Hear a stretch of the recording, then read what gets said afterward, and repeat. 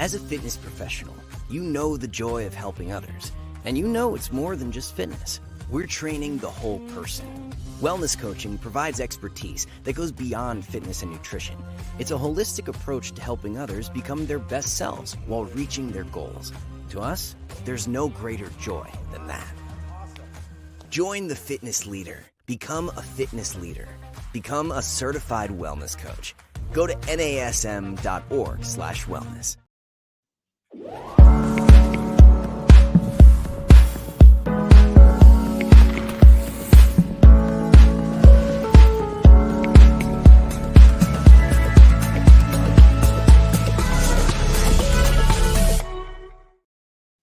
Hey everyone, welcome to Strong Mind, Strong Body. I'm your host, Angie Miller, and today we are going to talk about stress, but we're going to view stress through a different lens. We're going to talk about mastering stress, not getting over stress or letting go of stress. We're going to talk about how to master stress, and then what the link is between mastering stress and achieving optimal or peak performance. So I have a guest today. Her name is Kelli Risse, and she's a certified health and life coach. She's also an NLP Master Practitioner. She has many, many certifications to support everything that she does. Kelli is also the CEO of Rise Up and Live Wellness. So I'm going to bring Kelli in and I'm going to let her introduce herself, and then we'll talk a little bit about what we are going to talk about. So Kelli, how you doing? Great. Thank you for having me, Angie. It's so good to have you on here. So Kelli, I'm so glad that you joined us on Strong Mind, Strong Body. And I just would like to know, tell me a little bit about your background, because you have a lot of amazing certifications that have led you into this wellness space. So give us a little window into your world. Yeah. So, my path into this is very interesting. And I was a former educator, so I absolutely love educating. And getting certified was important for me because I wanted to make sure that I had the knowledge and knew how to help my clients. And so I have a health coach certification, a life coach certification. I have an advanced transformational coaching certification, and I have been through an entire year program of neurolinguistics programming, which includes timeline therapy and master timeline practitioner. And I could even be a trainer if I chose to do so. So I just love neuroscience. I love understanding about ourselves, just more how we work, how we operate, how our mind thinks, how everything is just connected, like mind, body, and soul. And so I began my business in 2017, and here we are today. Wow. I like that because I think there's something about us educators who are always not only wanting to educate, but to get more education. But to your point, I think if you're going to enter this space, you kind of have to live the journey, right? You have to go through, get as many tools as you can. And then that also gives you the opportunity to look at different programs and decide from each program what you can most use to best help your clients, right? 100% agree. I feel like because of what I've done, I have so many different tools and resources to help people in all areas of their life, which is great. I mean, it's a win-win for everybody. Yeah, I think so too. Well, Kelli, and I know you as a friend. I know you as a former speaker, and I know your tools. I've seen them in place and I've seen them in person. And I think that you have a really effective kind of tool belt full of things that you can help people with. But you always talk about stress mastery. Mhm. And you use stress mastery as opposed to let's get rid of stress or let's reduce stress or let's make stress our friend. And so tell us first, where are you with stress mastery? Yeah. So, if you think about it, we've been talking, Angie, about stress management, managing your stress for years. And yet there are statistics out there that we are the most stressed out, anxious, country that there is. So clearly whatever we're doing is not really working. And so it's not about managing stress. To me, it's about mastering stress. And I look at it through like 5 different levels. And I also feel like it's important to really go through the levels because they build upon each other. And would you like me to explain more about that? I would. And let's take them one at a time because I didn't even know that you approach stress mastery from a kind of a five-tiered thing. Mhm. So, if you're talking about stress mastery, what's the first thing or what's the first level then? Yeah. The first level is like just, I call it the body level, right? And so you have to be aware of how is stress showing up in your body, right? Those are the aches and pains. Those are the I'm not sleeping. I'm waking up in the middle of the night. Like, how is stress and anxiety really showing up for you? And being so aware of it. And I love the like that mind body connection, because where you are having your aches and pains, this is from Louise Hay, and like it's goes with part of our thinking that is a little bit off. And so I think it's so important to just first understand your body and what is going on and how stress is affecting you. And it affects all areas, Angie, you know this, right? I mean, it will affect us physically, it'll affect us mentally, emotionally, everything. And so that's the first step. And it is like, they now have studies that you go into a doctor's office and the first thing they're going to say is, yeah, this is stress related. Right. So Kelly, I have to share a little story. Kelly and I are in a speaker group, and last Thursday, I guess it was, I woke up with my first bout of vertigo. And I didn't know I had vertigo until it was too late. I got out of bed, I put my feet on the floor. I realized I didn't have feet, I didn't have legs, and the whole room was spinning so bad I couldn't get my bearings or find my grounding. Then the next thing you know, I go headfirst into the door. And so I share this with my speaker group, and Kelly sends me a little excerpt from Louise Hay's book. But anyway, to your point, yes, stress plays a huge role. And that's why, like Bessel van der Kolk, the body keeps the score. And there's so much research, there's somatic therapy that shows how our body inhabits stress and Mhm. how we can't separate the two. Yes. And I ended up in the hospital because of mine. And so I ended up in supraventricular tachycardia. And I wasn't in the hospital long, really. I just had to go to the ER for them to tell me, oh, we got it solved and you're okay. But yes, the paramedics showed up at my house and they had to restart my heart because it was beating way too fast. And all of that was stress induced and how I was living. Mm. Yeah. Yeah, and it's interesting how you think you've got it all under control, right? We tell ourselves, I've got it under control. It's good. It's good, Angie. Don't worry about it. Next thing you know, I wake up and I'm tumbling across the room. And not that vertigo is only caused by stress. That's not what we're saying. Vertigo has many, many underlying Yes. causes, but Yes. does stress help it? No. Okay. No. But we're definitely not saying that vertigo is caused by stress. We're just saying that, stress does play a role in so much of what happens to our body. So Yeah. you're doing these 5 levels, and you start by mastering stress at the body level. What's level Yeah. 2? Level 2 is what I call, who are you being? I call this my stress personalities. And this is, when we can stop and look at who we're being, and we are such creatures that we're like, you do you, boo. And that's just the way I am. And all that's fine. And you do you. And that's just the way you are. And because of that, what stress are you placing upon yourself? So I look at it as stress is a mind game. And it is because of who we're being. And so, for example, let's look at, like, I work with a lot of high achievers. And so if we look at high achievers, one of their stress personalities is being a high achiever. And so they are constantly going to what's next, what's next, what's next. You know what I mean? It's always the what's next. It's never, oh, I finished this, I accomplished this. Let me take a minute to soak it all in and to really celebrate. It's, yep, check, did that. What's next? Right? Mhm. Which then, I mean, that will cause stress because you're always continually going into almost that strain mode.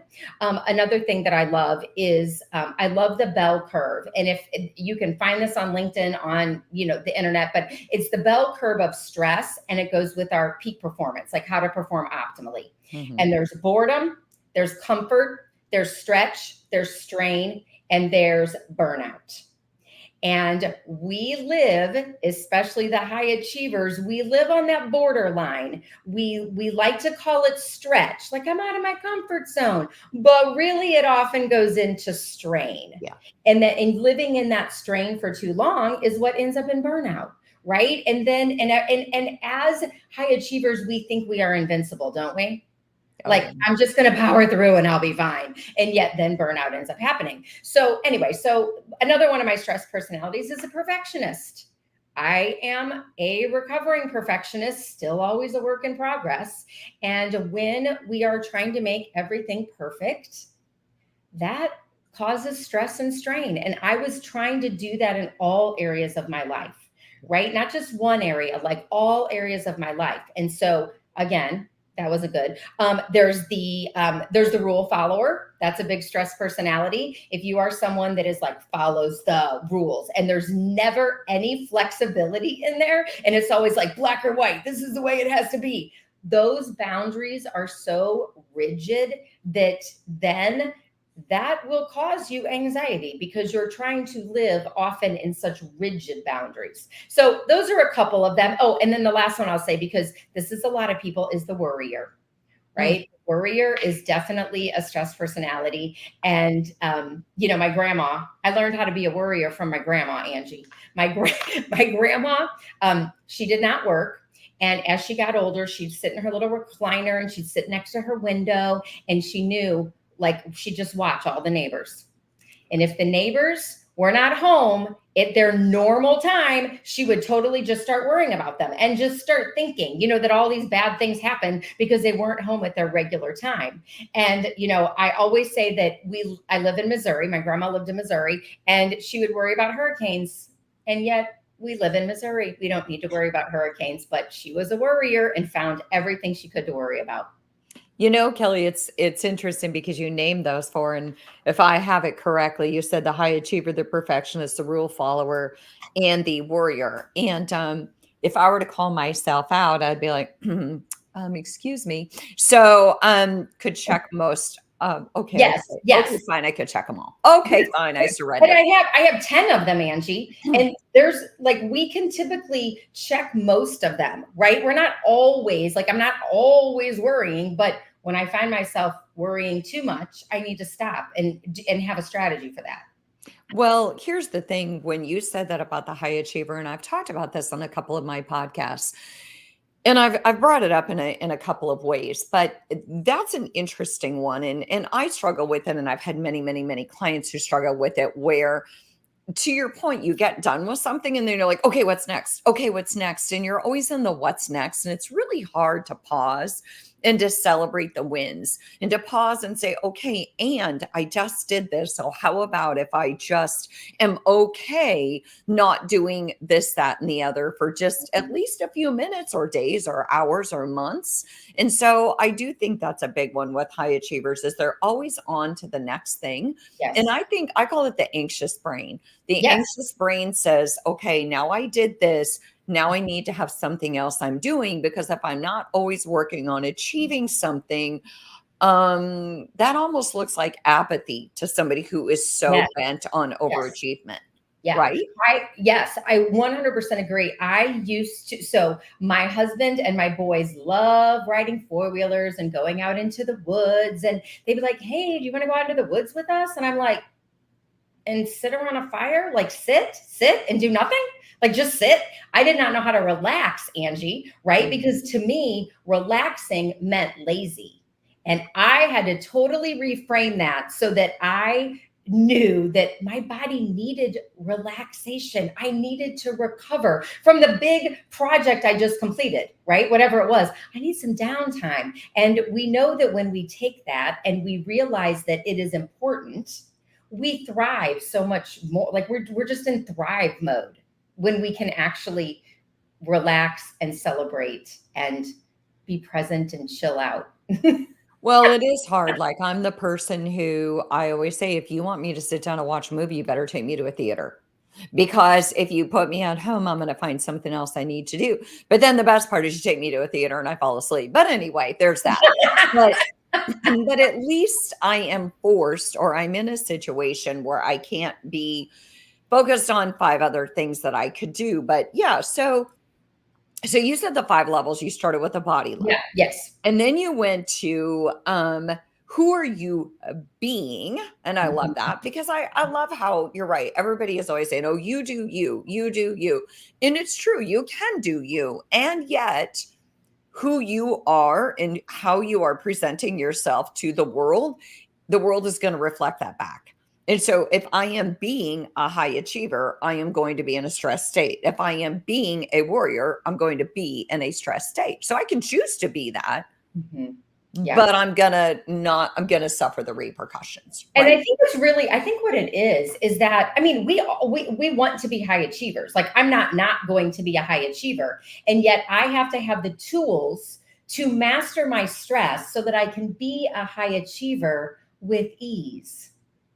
And that's really the difference, right? Am I going to be a high achiever that is anxious and always on the cusp of burnout? Or am I going to be a high achiever who can do it with ease and have a healthy body and have a healthy mind? Yeah. Well, I also think, in a funny way, I always am like, are you going to be the high achiever who's pleasant to be around? Or are you going to be the high achiever that no one wants to be around because frankly, you're just spicy and anxious. And I call it like even in my own daughters, I can tell when they're in a high stress state. It's almost like raw edges. Right? You're like, okay, careful. It's a little bit more eggshell for all of us when we're under stress. Everybody around us is kind of eggshelling it because they're not really sure if we're going to react to something that we wouldn't normally react to. So, okay. So you've got the, the body level, you've got the who are you being, then what? What's your next level of stress mastery? So I feel like what you just said leads right into the next level. And that next level is really so much self-awareness. Now the stress personalities involve self-awareness also, but the next level really involves emotional self-awareness. And I love emotional intelligence. And the first part of emotional intelligence is, are you self-aware and can you self-regulate? And that is huge in being able to manage your stress. So the people that have stress mastery typically have very high EQs. And so through an assessment that I do with my clients, then we figure out where is your EQ coming out? And then which areas do you want to start working on, right? So if this level is self-awareness around your own emotions, because let me tell you, if there's anybody out there that used to be like me, if somebody said, well, how are you feeling? I don't want to talk about how I'm feeling. And they're like, well, name the emotion. Name the emotion. I didn't grow up naming emotions, okay? In my family at all. We just didn't name emotions. Like we knew, I think my dad is angry at me right now, but we never really named emotions. And so I have to have an emotions wheel to really go around and be like, what am I feeling right now? Like, let me name it. My mom never talked about emotions. Like we just didn't do that in my family. And so being able to what am I stopping and pausing and going, hang on a minute, what emotion am I feeling? And giving it a name and then being able to regulate it. And I like to talk about, if the glass is clear, and we always want our glass to be clear, that means our emotions are just level and stable. And when something triggers me and I start to get cloudy, am I able to go back to clear? Or do I jump up to red? Or do I stay at cloudy? Like, you know what I mean? Like, where am I when the goal is always to get it back to clear so that we can get back to clear as soon as possible. So that's level 3. Well, and I think that the whole emotional regulation is such a big piece because you and I both talk about a lot of the same stuff. And in the emotional intelligence piece, to me, it's that ability to self-regulate because those who don't control their emotions control other people with them. So are you a person who everybody knows your mood state? Because guess what? Not everybody needs to know your mood state. And I also grew up in a family where we didn't talk about emotions. I grew up in a single parent household with my mom and 5 daughters. It was like, oh, I'm sorry, you're sad. Okay, we'll get over it because we've got to do this, this, this, and this, and this. And there just wasn't time or bandwidth or opportunity to dig deep into emotions because there was stuff to be done and there were bills to be paid and everybody had to play an active role in running the household. So, yeah. And I think that, the big thing is that To be at peak performance, so the 5 major negative emotions, anger, sadness, fear, hurt, and guilt, those, we typically have one of those that is just so much higher. And I'll say for me, it was anger. Like I could get angry very quickly. And so through my VIP 1-day deep dive breakthrough experience, I help people level off their emotions, just bring them down so they're not always at this heightened awareness. Because whether it's guilt, whether it's sadness, whether it's anger, that's how we are in the world, right? Whether you're a professional and you're working, with coworkers next to you on a team, whether you're a business owner, whatever you're doing, attracting clients, like your emotions make a difference. And especially also in life with our family. Mm-hmm. 100%. And if you're bringing all of that to your family, and then they're reflecting that back to you. Now you're going to go and reflect it to your coworkers, and then they're Yes. going to reflect it back. You're always going to get back what you're giving off. And Yes. so, Kelli, I want to pause for a minute.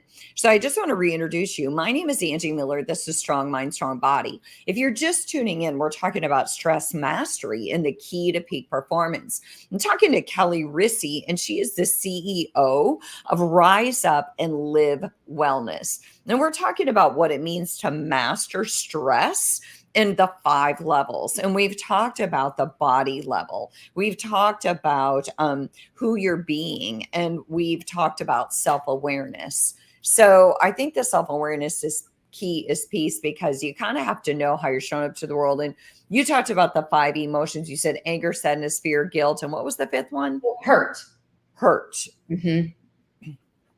Okay. Like those 5 key emotions that kind of induce stress. Is that how you explain it? Or So to me, I don't know that they induce stress. I think it's how we react to things, right? And so then if we have a trigger and our primary thing is like anger, right? Then we get angry. Then the stress of that is, one, like now, as you said, Angie, now else are you being angry to that is creating that negative energy, right? So I think it's looking more at the emotions, and like if something triggers you and you're a little bit more level about it, and the trigger isn't as high emotionally, because it's the emotions that we struggle to come down from. When we are emotionally level, we can think a little bit more rationally, right? And we can have some more choices, options, see things from different perspectives. When we are at a heightened emotion, it's way more difficult to do that. yeah. Well, you use the glass, I use a camera. And I always say that when you're really, really stressed, your camera lens is super tight and narrow and short and like razor sharp. Like it's right there. You can't see beyond that tiny, tiny little lens. But when you're not in a stress state, you have perspective. So your lens is wide and your lens is long, and you see the world through just a wider, longer lens. Mm-hmm. Your perspective is greater. And so it's almost like working with athletes in concentration. And I used to teach sports psychology, and that's what we used to talk about. When you're in a high stress state, you lose focus, and that's where athletes a lot of times make mistakes, right? So they lose their concentration. So Kelli, what comes after then the self-awareness? Yeah. So after we look at like personal self-awareness, then we go into awareness of others. And so are you able to walk into a room and read the temperature of the room, or your team, or your family, whatever that looks like, just when you're around others? And do you have the ability to adjust it? Right? So that if the emotions are high, are you going to come in hot also? Or can you regulate others' emotions because you're able to keep your own managed, and then you can help others regulate theirs? And that goes into a little bit like that's truly a leader to me. Mhm. So that is such an important piece. If you are leading anyone, and I feel like most of us are, whether it's at home or whether it's somewhere in the workplace, we're usually leading. So that's the 5th, is being able to lead others, or the 4th, level 4. And then the 5th level is that I call it the spiritual level, right? It's really the mind and the soul connection. And we, just like life, where there's so much going on. We're busy, we're fast paced, all of that. Like our mind is like that. And it's nonstop with chatter. Right. We have the, the itty bitty shitty committee, the drunk monkey, the squirrel, like whatever you want to call it. It's running around in there. And we have to do some work spiritually to get that to be quiet. Mm-hmm. And so that's level 5. Yeah, well, that's the whole level of where we have to be able to use our breath. We have to be able to do things that help us deregulate. And it's interesting. Yesterday, I had an interesting day, and it was one of those days where kind of one thing after another happened. And I am not one, you'll never hear me say I had a bad day. I don't believe in bad days. I believe that things happen throughout the day. You're never going to hear me say I had a bad day. You're never going to hear me say, oh, so-and-so upset me. Because again, that's not up. It's up to me to manage how somebody else responds to me. And I feel like that's a lot of what you're saying. So I'm not one who says so-and-so upset me or I had a bad day. But yesterday, kind of one thing after another happened. And it was like something was out there. And I was talking to my daughter last night and I said, I'm not sure I even want to be with me right now, let alone have a conversation with you. And so I've trained my little one well, and I often listen to her stories. And she said, well, do you want to tell me? And so I kind of told her some things. And I said, well, I can only tell you if I use humor. And so I made a joke out of some of the things. And so we were able to laugh at the end. But my point of telling that story is that because of the work that I do, I have an awareness of who I am and how I'm showing up all the time, to the degree that I'm super cautious about what I bring to other people, because I don't want to bring them more than what I think is fair to bring them. Right. It's like I can contextualize and say, Angie, in the big scheme of things, this is small stuff. And at the same time, I want to give you, Kelli, as my friend, the opportunity to say, hey, I don't have the bandwidth for this because I too have had this, that, and the other happen today. Or maybe you're like, oh no, go ahead, open up Pandora's box, tell me a little bit. And then if you invite me, I might be able to. But I think that goes along with what you're saying, right? Just being aware enough to know what's coming at you. And then can you manage it so that you don't give it to someone else? Yeah. And I think it's also like, I also look at in this specific level, it's what are your beliefs? What are your beliefs that you have been growing up believing that may not be serving you anymore, that are causing you all the woulda, shoulda, couldas, I have to follow these rules, like just looking at all of that from a different angle to help the mind chatter chill out. Because especially high achievers, of course, we're hardest on ourselves. We are always hardest on ourselves. And that mind chatter, the comparison, the beating ourselves up, the I should be doing more, I'm not doing enough, like all of that, bringing that into more of a soul level, I think is huge in stress mastery. Yeah. Well, the shoulds, I like that at a soul level. The shoulds are a lot. The shoulds are really a way to shame ourselves and to get us really caught up in what we're not doing instead of what we are, or what's not working instead of what is. So, Kelli, I need to know, A, what the 5th level is, but I also need to know what your perception of the biggest myth about stress. So what is you told me your 5th level. Yeah. So the biggest myth about stress is that we have to suck it up and deal with it, right? People are like, well, stress, it is just part of life and I have to deal with it. I have to handle the pressure, right? And, I look at when no one has to live that way. It is a choice. And one of my mentors, choice is a powerful thing. Suffering is optional. And if this stress is over in that anxiety range, this is when, right? Because we know there's good stress, right? That's called eustress. And so there is good stress and there's bad stress.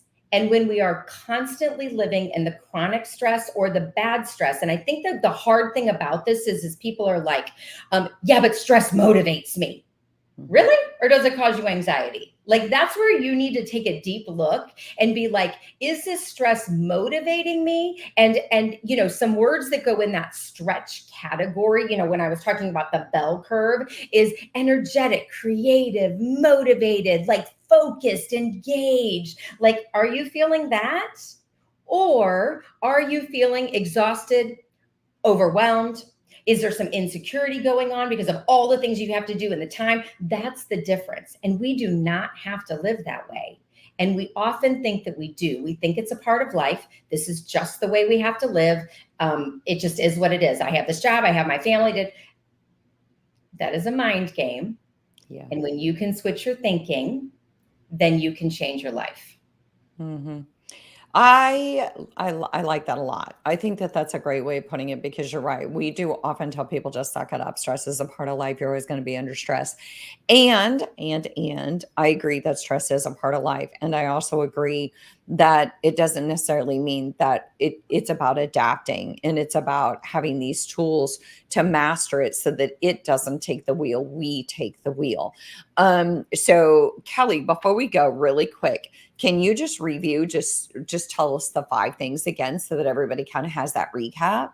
Yeah, I look at the 5 levels of stress mastery as: first, you need to be completely aware of your body, how stress is showing up for you and what's going on.